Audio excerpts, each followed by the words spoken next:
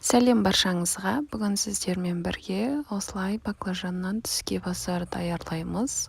Ол үшін біз осы түптерін осылай кесіп алып, ұзынша етіп турап шығамыз.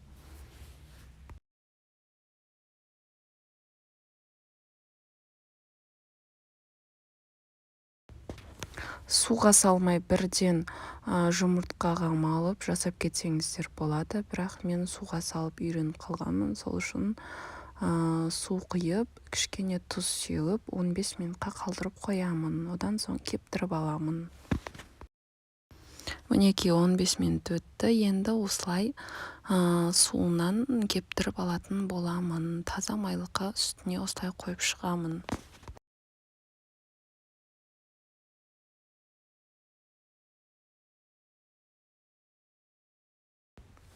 Кепкендерін бәрін, құрғақ болғандарын бәрін бір ыдысқа қайтадан салып аламын.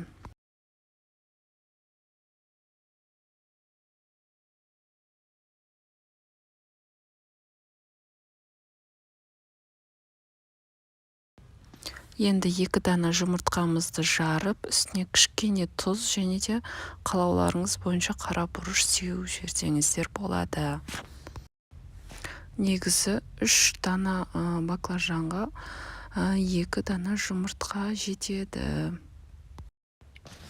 Және де мен ақ сухари қолдандым. Негізінде егер осыны даярлайтын болсаңыздар, сары түстісі керемет болады. Егер де сары болса, баклажандарыңыз әдемі болып тұрады, және де қонақ шақырған кезде де дастарханыңыздың сәнін келтіреді. Менде енді үйде ақ болғандықтан осыны қолдандым, қалып кетпесін деп.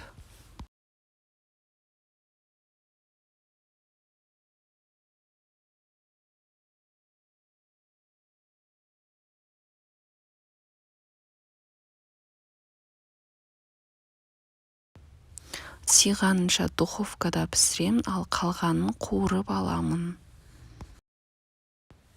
Алдын ала қыздырылған пеште 180 градуста 15 минутта пісіріп аламыз.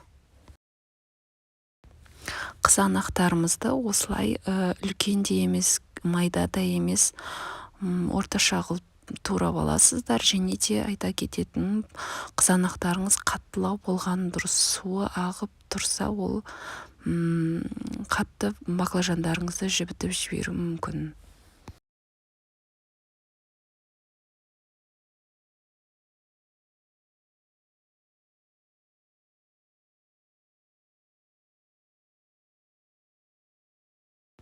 Ал енді арасына салатын жақпамызға осы укропты осылай майда етіп турап аламыз.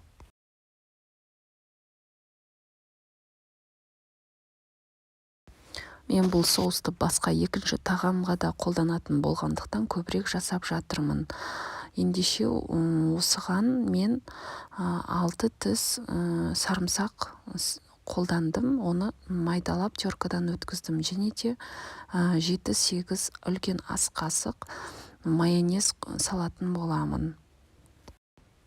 Егер сіздер тек баклажанның арасына жаққанға десеңіздер, 3 ас қасық майонез, және де 2 тіс сарымсақ, және де қалауларыңыз бойынша укроп кішкене турап араластырып жіберсеңіздер болады. Маған тағамға керек болғандықтан көп қостым.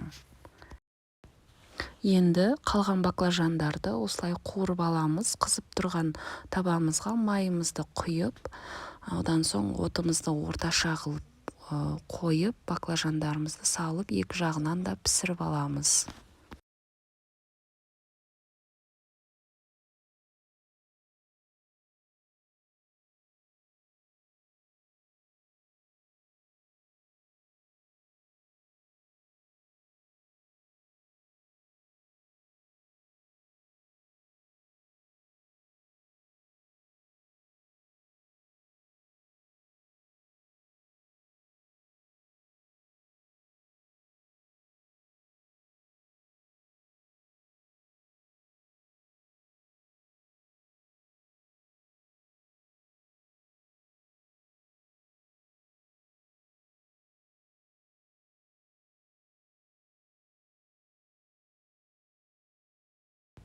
Осы орайда айта кетейін, менің каналыма подписка жасап, лайк басып, комментарий қалдыруды ұмытпаңыздар. Менің көп видеоларымды негізі адамдар подписка жасамай көреді екен, сол үшін тіркеліп кетулеріңізді сұраймын.